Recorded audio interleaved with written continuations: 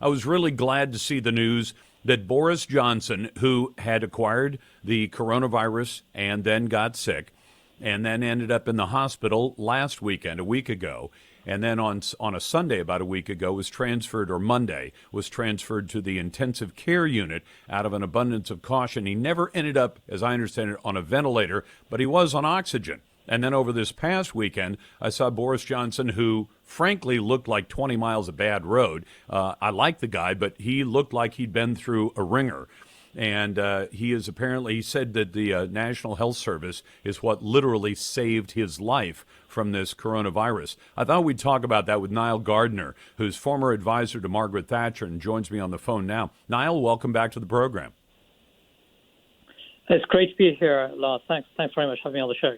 So Boris Johnson is back, although they say it may take weeks for him to fully recover and that he'll be working from home or at least working at a distance for a while. Tell me what the implications are for the UK. Yes, well, firstly, I think it's a real miracle, frankly, that Boris is now out of hospital. It was a huge scare last week when he went in hospital and then went into an intensive care unit. Fortunately, he was not required to go onto a ventilator, but I understand the situation was extremely precarious for the Prime Minister. There's a great deal of concern for him across the country, and the fact that he is now out of hospital is a huge relief, of course, to the British people. He will be recovering for some time in Chequers, which is the Prime Minister's country residence. He won't be back, I think, in Downing Street for at least 2 or 3 weeks, I think. But it is so. The main thing is that the Prime Minister is now on the way to full recovery after an extremely close call there, and the British people really were extremely nervous about the situation. And Boris Johnson's a real fighter. I think his recovery is a testament to his tremendous fighting spirit, and so he's really triumphed against all odds here. And Boris, I think, will be back in the saddle, really at the helm, in Downing Street very very shortly, hopefully within the next 3 weeks or so. Well, and one of the things he's up against as he comes back, and we hope that he's involved in the government, and even while he is recuperating, that he's able to make some of the big decisions. Because I know you don't have a line of succession for like we do for the president, but there is a deputy who is taking over. But I'm hoping that he's simply talking to the boss about the big stuff and handling all the little stuff like you'd expect any number two to do anyway. But he comes back to a situation where, as I understand it, there's a growing anger in Great Britain at China for China's role in allowing this disease to spread and not give us forewarning. Yeah, that's right. And so, certainly the Prime Minister does have a deputy in place temporarily. That's Dominic Raab, who is the Foreign Secretary. But I think the big decisions certainly will be made by the Prime Minister from Chequers in the coming weeks.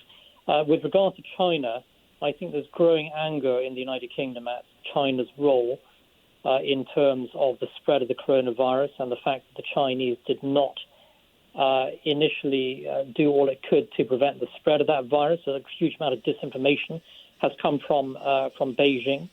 And I think that there's a lot of anger in Britain with regard to China's role in this global pandemic and China's failure really to do anything to stop the spread of that, frankly, beyond China's borders.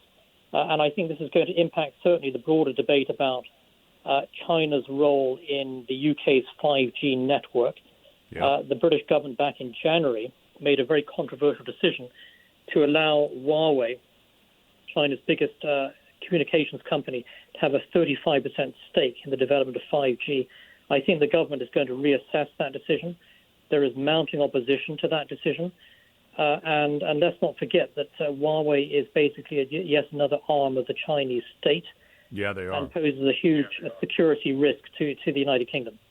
Well, and that's the concern we've got. I mean, the United States government actually says if you work in the federal government, you're not even allowed to have Huawei devices because there's so much concern that this isn't just a 5G network. It isn't just high-tech, advancement of the internet. It's China's ability to put in place a system that they could tap for lots and lots of information about what goes on. And at this point, I see enough opposition to keep it out of the United States altogether. And it was controversial when our British cousins said, hey, we'll let China have a big chunk of this business. They want the business, but I think they want the data they might acquire more. Yeah, I think that, firstly, the decision to allow Huawei a very huge stake in the 5G network in the UK was a big strategic error of judgment. And the reality is that Huawei has been involved in the UK telecommunications networks for now nearly 20 years. It's had a role in the 2G, 3G, 4G networks in the UK. Previous British administrations have given Huawei a huge amount of influence in the UK telecommunications market. This has to end. And I think the coronavirus pandemic is certainly a wake-up call for the whole of Europe, frankly, with regard to what we're dealing with in terms of China as a dictatorial nation that is not transparent in any way. It does not collaborate at all with the free world. And a company like Huawei, which is basically controlled by the Chinese state, cannot be trusted and poses, I think, a tremendous security risk to the UK. And so hopefully the British government is going to reverse course on this and decide that Huawei will not be given any role in the 5G network in the UK.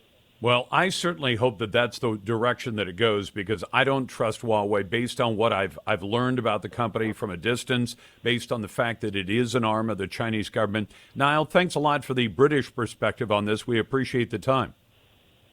My pleasure. Thank you very much, Lars. That is Nile Gardiner, who is a former advisor to Lady Margaret Thatcher, and talking about Boris Johnson coming back.